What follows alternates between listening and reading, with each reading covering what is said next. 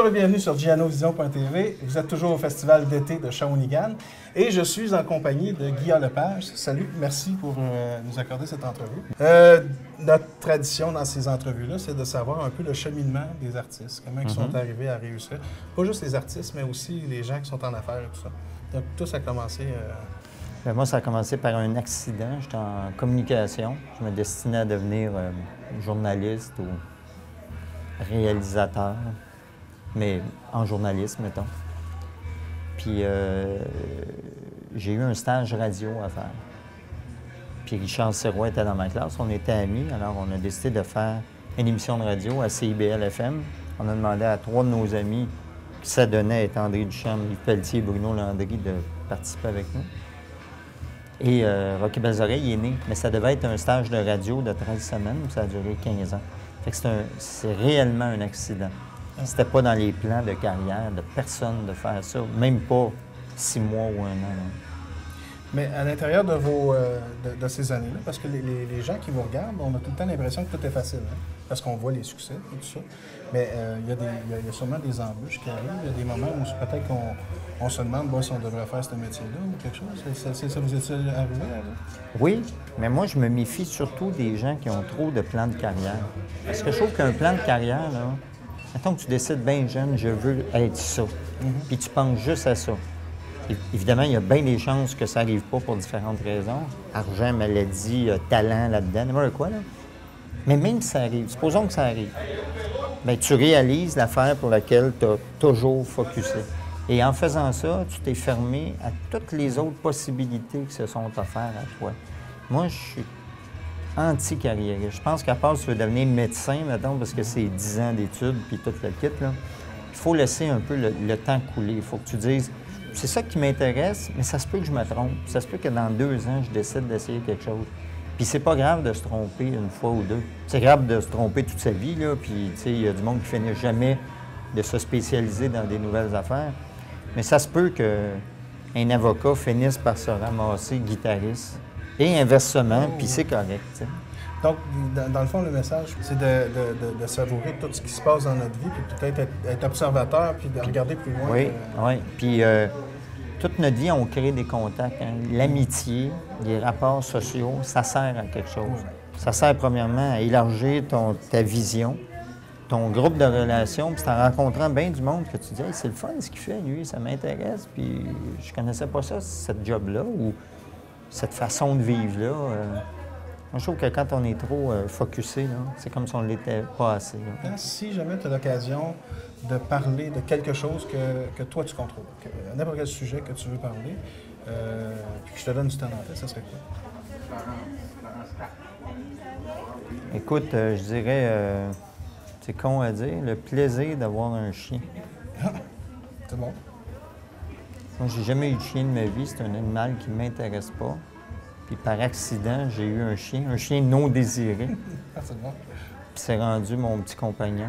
Puis ça a changé ma vie, c'est-à-dire ça me calme. J'ai un petit chien, un petit crise de caniche brun, tu sais. Puis c'est mon petit ami. Puis ça me fait beaucoup de bien. Là, c'est un peu de l'amitié inconditionnelle. Un animal, c'est... Bien, on se fort un peu peut-être l'amitié, mais je veux dire, c'est une oui, présence... non, mais je comprends ce que tu veux dire. C'est...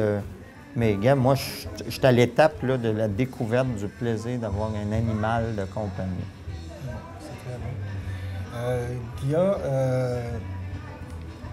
écoute, les gens te connaissent avec beaucoup de controverses des fois et tout ça.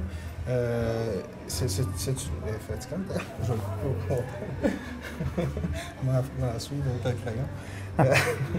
Y a-t-il des moments où ça va plus loin qu'en réalité, que les gens mettent quasiment des intentions dans ce que tu dis et que tu n'as pas voulu dire vraiment? Oui, ça arrive souvent. Ça arrive souvent parce que si on me demandait mon opinion, là, chose qu'on fait à peu près jamais, là, tu vas voir que je suis pas mal plus radicaux que pas mal tous les invités que j'ai reçus. Oui. Moi, je trouve que y a une différence entre la forme et le fond. Moi, je trouve que des fois, très rapidement, les médias et le public s'emparent de l'anecdote d'une entrevue puis qui n'ont pas écouté le fond. Je Je trouve que c'est le défaut qu'on a maintenant parce qu'on a tellement de sources d'informations. Ça va tellement vite. Les informations ne sont pas filtrées, les informations continuent. Si tu savais le nombre de niaiseries qui se dit à ces émissions-là, des fausses informations pas vérifiées, puis qui vont en ondes. C'est qu'on s'excuse, c'est pas ça, sauf que toi, tu l'as vu une fois. C'est fait une fois, puis quand il se rétracte, il est trop tard. Oui, puis toi, si tu l'as vu juste une fois, tu te dis, ah, il est mort, lui. Ah oui, c'est vrai, c'est un fraudeur. Puis... Non, c'est pas ça, pas en tout. Ça, je trouve ça extrêmement inquiétant. Des émissions comme la tienne, puis un peu ce que moi, j'essaie de m'inspirer de ton émission, c'est de laisser parler des gens qui ne sont pas nécessairement des gens connus, mais des gens intéressants. Ah oui, c'est important. C'est-tu quelque chose qui t'a vraiment touché quand tu as accepté l'emploi de... C'est quasiment ça qui m'intéresse le plus. Pas que les personnalités connues ne m'intéressent pas, mais les personnalités connues, on a toujours l'impression de les connaître un peu parce qu'on les a déjà vues. Qu'aller chercher quelque chose de nouveau sur quelqu'un qu'on connaît déjà, c'est un petit peu tricky, mais faire connaître les gens qui s'investissent dans toutes sortes des fois, écoute, des fois c'est des héros, des fois c'est des bénévoles, des fois c'est des gens qui ont vécu des vies hallucinantes. Moi, ça, c'est ce qui me plaît le plus. On a découvert des personnes, moi j'ai beaucoup de mes amis qui ont passé à ton émission, Brian Perrault, oui, Fred Pellerin, charmant monsieur, des amis, oui, des connaissances. Oui. Quand on les voit là, écoute, il y en a qui disent qu'on parle de passer à ton émission, mais ces gens-là, ceux qui ne sont pas des connaissances publiques, ou alors qui ne sont pas encore assez, eux autres, ils n'ont pas peur. On dirait que sont très ouverts, oui. Ils sont contents. Puis ils n'ont pas la notion du piège, parce qu'on dit toujours, attention, tu vas te faire piéger. Ou... Tu te fais piéger quand tu as quelque chose à te reprocher. Exactement. Tu t'arrives là, puis tu dis, moi, j'assume ce que je fais, puis écoute,